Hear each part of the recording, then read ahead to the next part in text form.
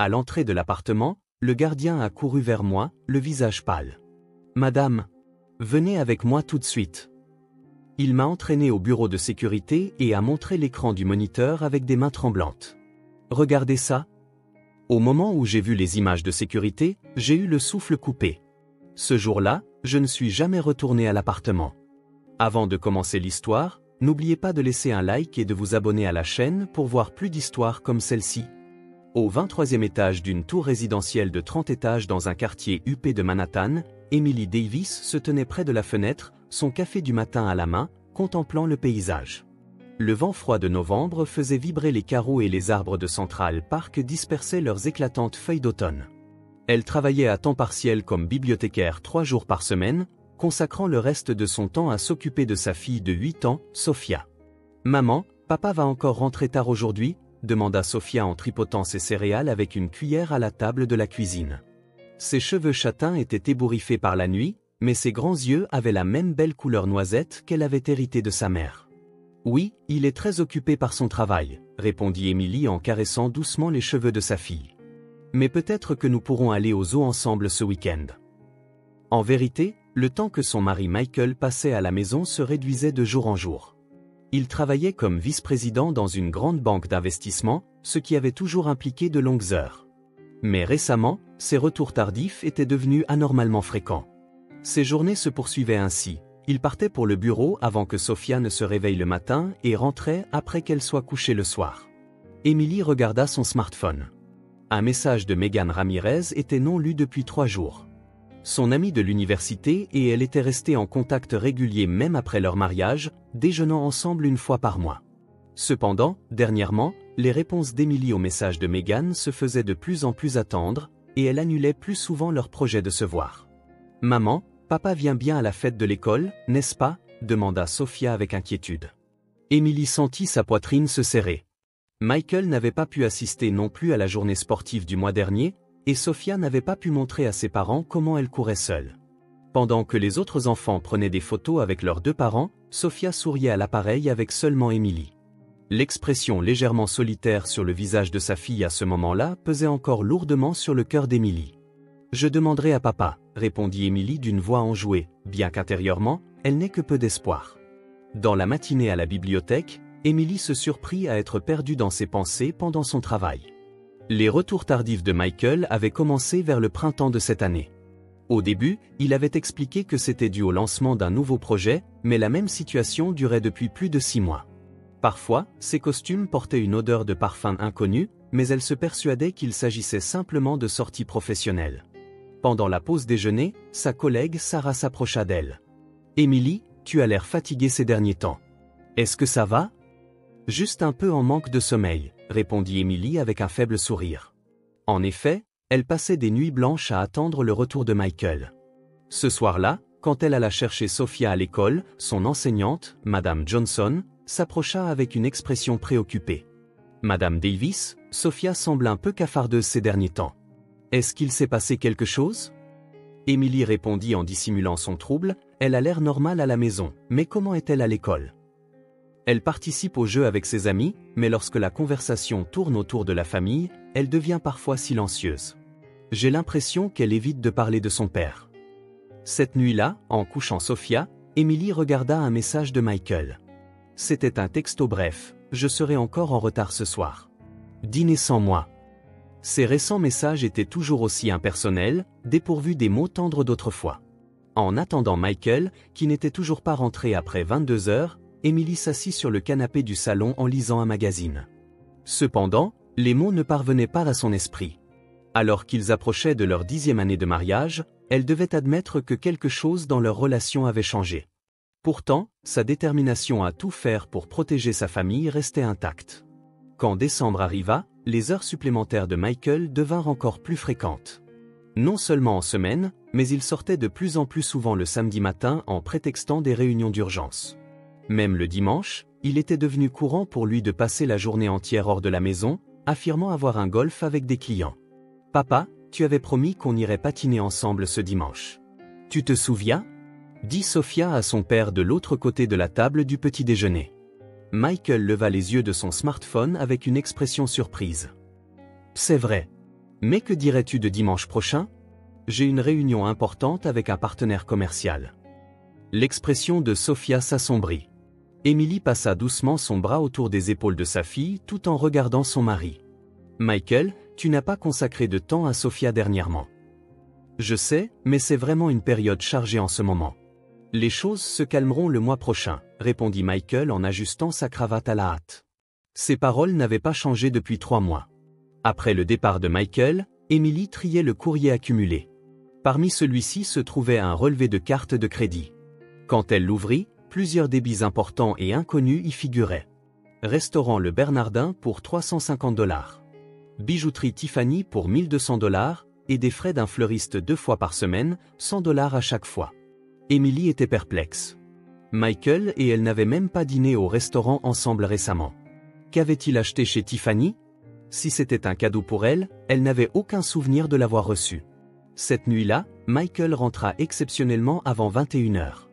Emily lui montra le relevé et demanda « Peux-tu m'expliquer ces dépenses ?»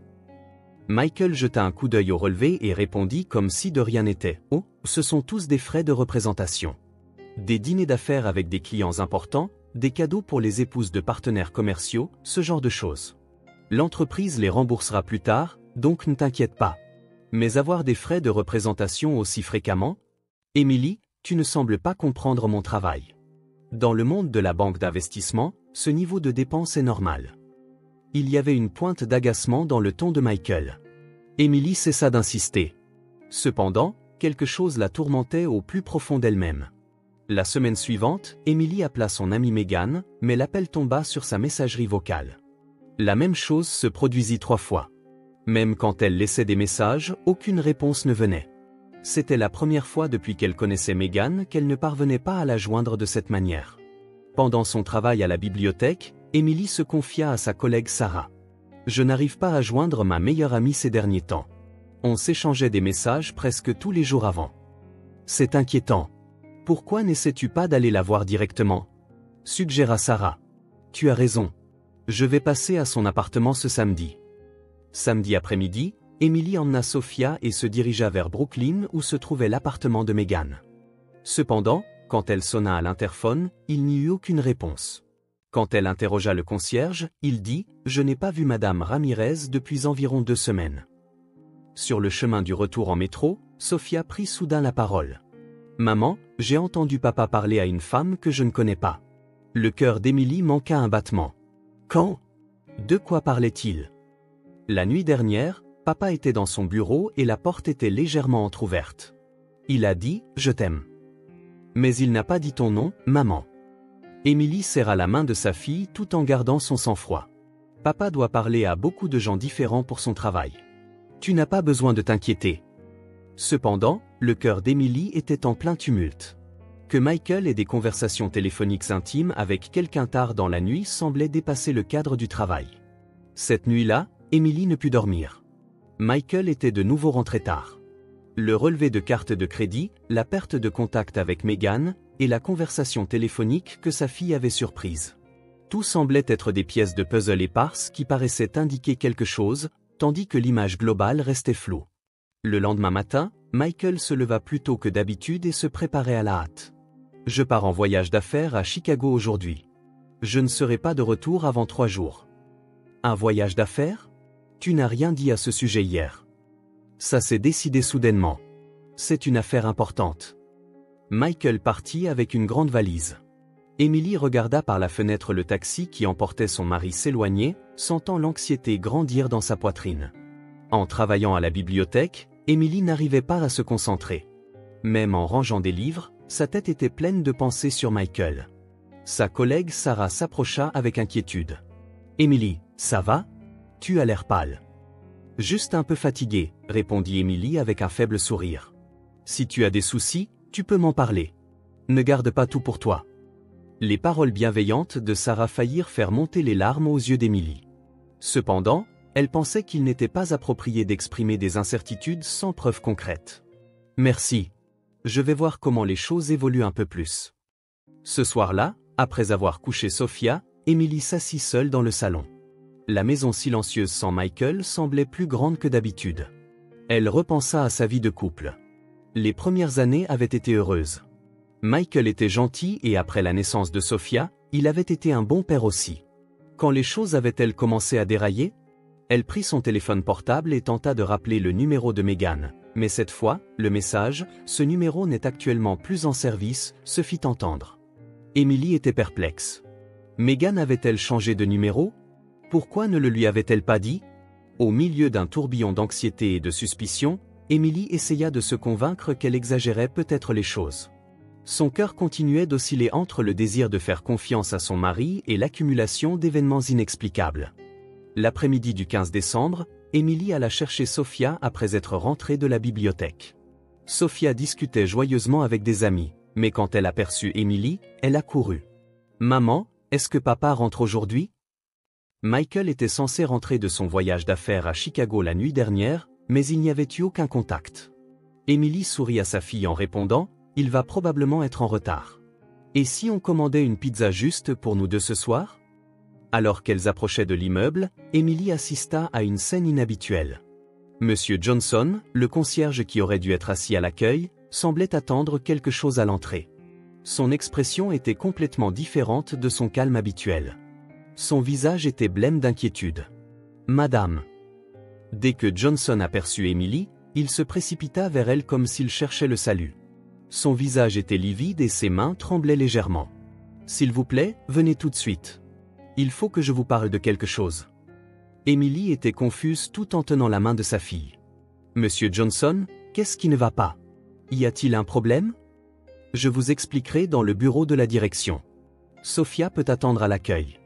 Nous avons des biscuits là-bas, dit Johnson d'une voix tremblante en installant doucement Sophia sur une chaise à l'accueil. Emily devint anxieuse mais décida de suivre le concierge, dont le comportement était manifestement grave. En entrant dans le bureau de la direction, Johnson ferma fermement la porte.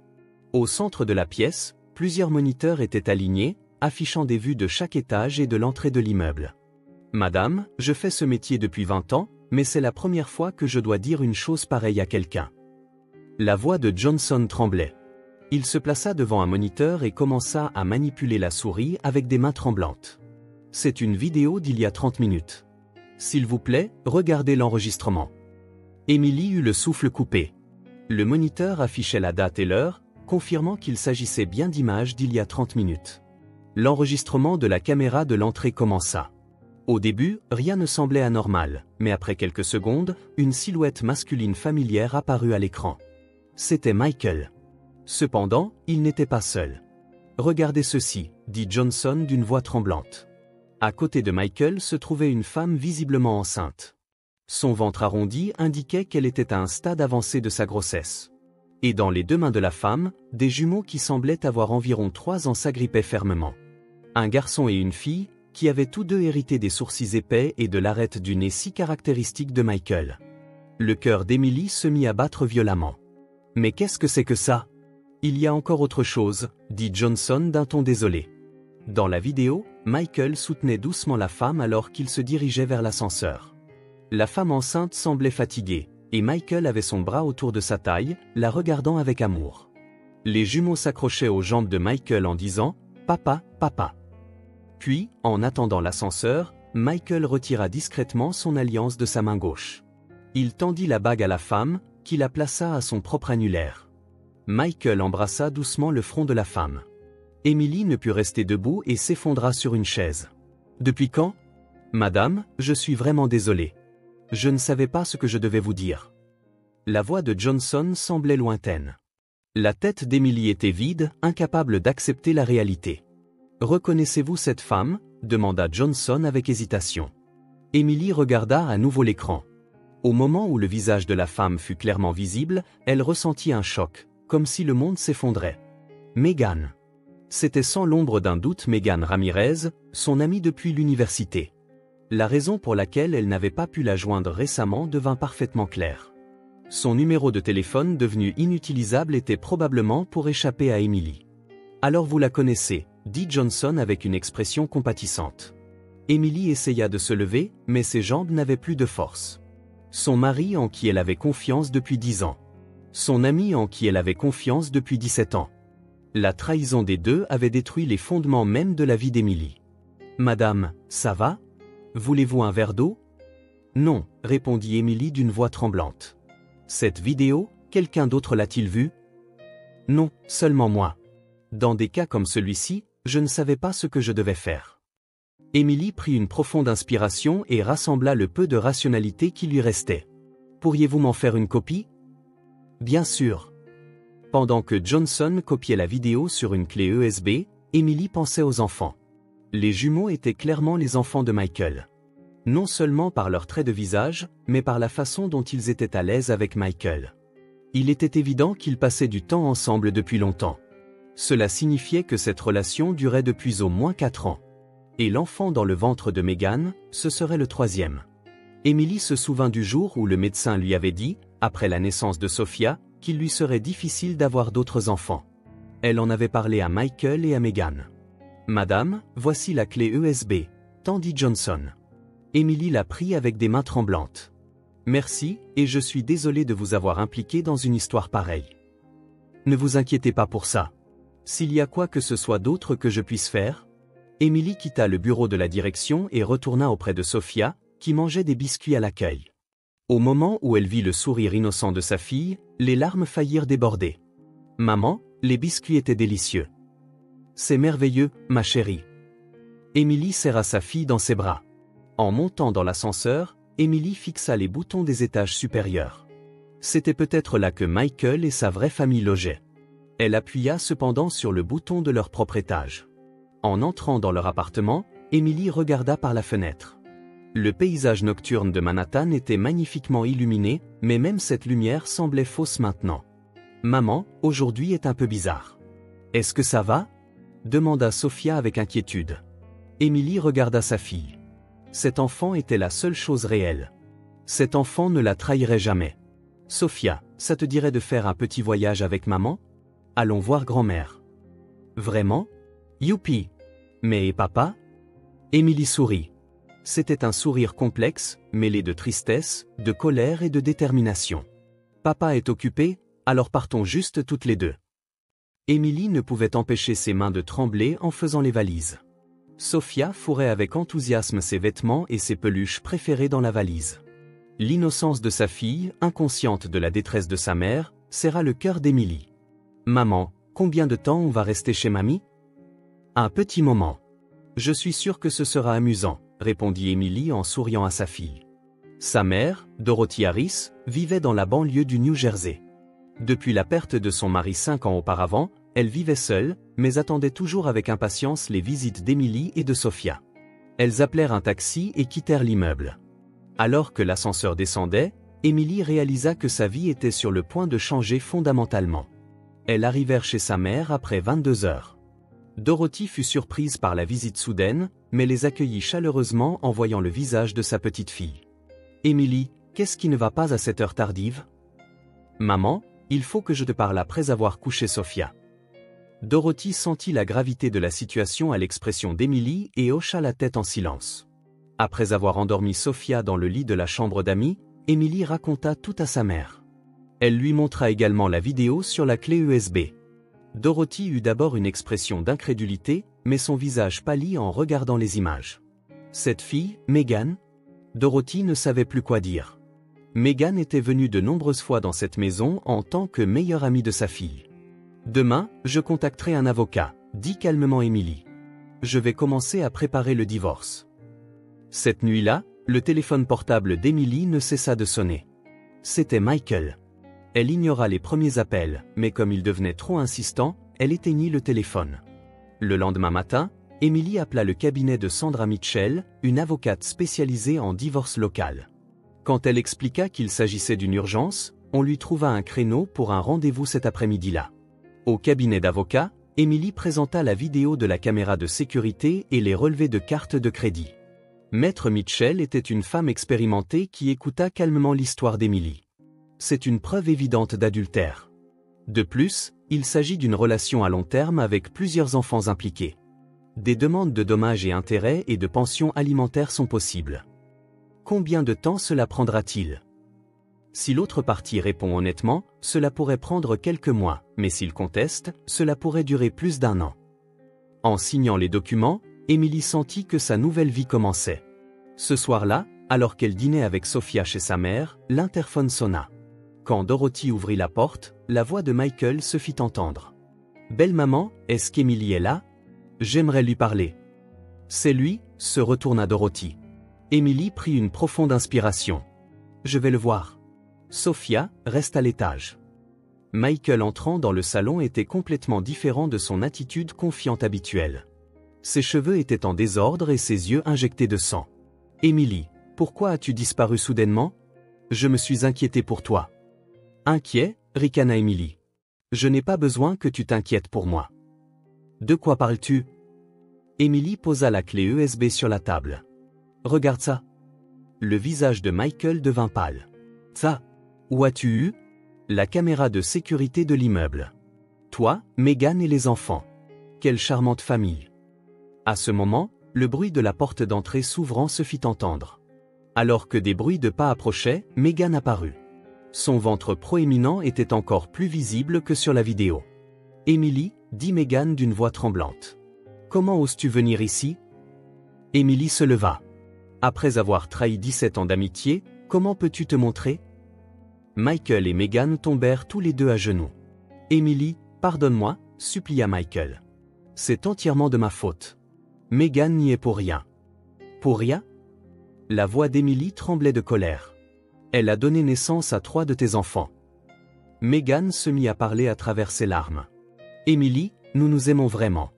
Au début, je me sentais coupable, mais maintenant, tais-toi. » La voix d'Emily était froide comme la glace. « Les jumeaux ont déjà 4 ans. Pendant que tu étais occupé à t'occuper de Sophia, nous avons construit une vraie famille. » La voix de Megan prit un ton qui pouvait être interprété comme un défi. « Une vraie famille ? » « Oui. » Megan se leva soudainement. « Tu ne pouvais avoir qu'un seul enfant, n'est-ce pas? Le médecin te l'a dit et tu nous l'as dit toi-même. Mais moi, j'ai pu en avoir 3. Je suis ce dont Michael a vraiment besoin. » À cet instant, quelque chose se brisa en Emily. Cependant, elle garda son sang-froid. « Je vois. Si vous êtes sa vraie famille, alors vous devriez continuer à le soutenir pour toujours. » Emily sortit des papiers de divorce de son sac et les posa sur la table. « Signe ça, et ça aussi. » Ensuite, elle produisit une demande de dommages et intérêts. 500 000 $. Michael était choqué. C'est peu cher payé. Compte tenu de 10 ans de mariage et de l'avenir de Sophia. Je ne peux pas payer une telle somme. C'est ton problème. Je ferai la demande officiellement par l'intermédiaire de mon avocat. Emily regarda les deux de haut. Une dernière chose que je veux dire. Une vraie famille ne se définit pas par les liens du sang. Elle est unie par la confiance et l'amour. 2 choses qui vous manquaient à tous les deux. Michael et Megan restèrent sans voix. Sortez maintenant. N'apparaissez plus jamais devant Sophia et moi. Emily, laisse-moi au moins voir Sophia, plaida Michael. Sophia est ta fille. Mais qu'elle te voie ou non, c'est sa décision.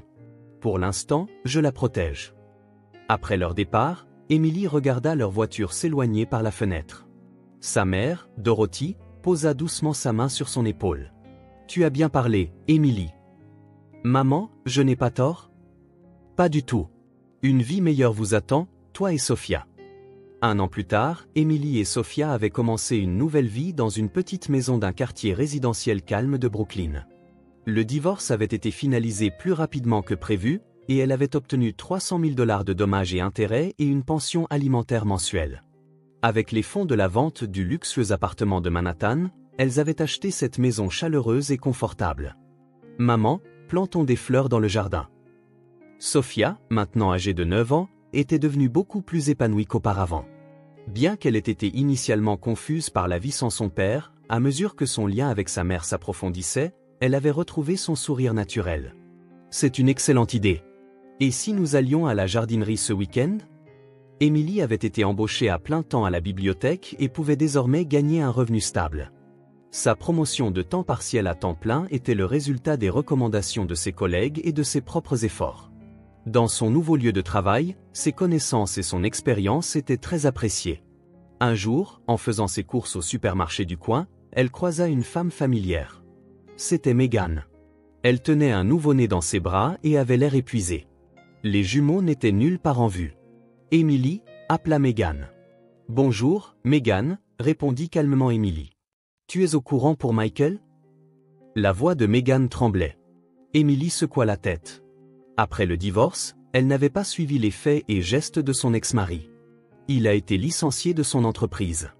Leur liaison a été découverte. Maintenant, il ne trouve pas de travail. Même les paiements de la pension alimentaire sont en retard, dit Megan. Le visage de Megan n'avait plus sa beauté d'antan, marqué par les traces des épreuves. Et les jumeaux? Demanda Emily. Les parents de Michael les ont pris en charge. Je ne pouvais pas élever 3 enfants toute seule, dit Megan en larmes. Je pensais que nous étions une vraie famille, mais au final, il n'a pas voulu prendre ses responsabilités. Emily regarda Megan avec des sentiments complexes. Elle ressentait plus de pitié que de haine. Prends soin de toi, dit brièvement Emily avant de partir. Quand elle rentra à la maison, Sophia lui parla en faisant ses devoirs. Maman, la maîtresse nous a demandé d'écrire une rédaction sur les liens familiaux. Qu'est-ce que tu comptes écrire? Je vais écrire qu'une vraie famille, ce sont des gens qui sont heureux ensemble. Même s'ils partagent le même sang, les gens qui mentent ou blessent les autres ne sont pas une famille. Emily serra sa fille dans ses bras. C'est exactement ça, Sophia. Après le dîner, elles arrosèrent les jeunes rosiers qu'elles venaient de planter dans le jardin. De petits bourgeons commençaient à gonfler et allaient bientôt éclore en de magnifiques fleurs. Maman, on est heureuse, n'est-ce pas? Sophia tenait la main de sa mère. Oui, très heureuse. Emily leva les yeux vers le ciel nocturne. Il y a un an, lorsqu'elle avait vu les images de la caméra de sécurité et eut l'impression que son monde s'effondrait, elle réalisait maintenant que c'était le début d'une nouvelle vie. Sa mère, Dorothy, viendrait leur rendre visite le week-end. Une nouvelle forme de famille prenait forme. Emily était convaincue que la vraie famille n'était pas déterminée uniquement par les liens du sang, mais par les liens avec des personnes qui se chérissent, se font confiance et prennent soin les unes des autres. Lorsque les roses du jardin fleuriraient pleinement, la nouvelle vie d'Emily et Sophia s'épanouirait sûrement aussi magnifiquement. Leur rire, porté par la brise d'une soirée de printemps, résonnait dans le quartier résidentiel paisible.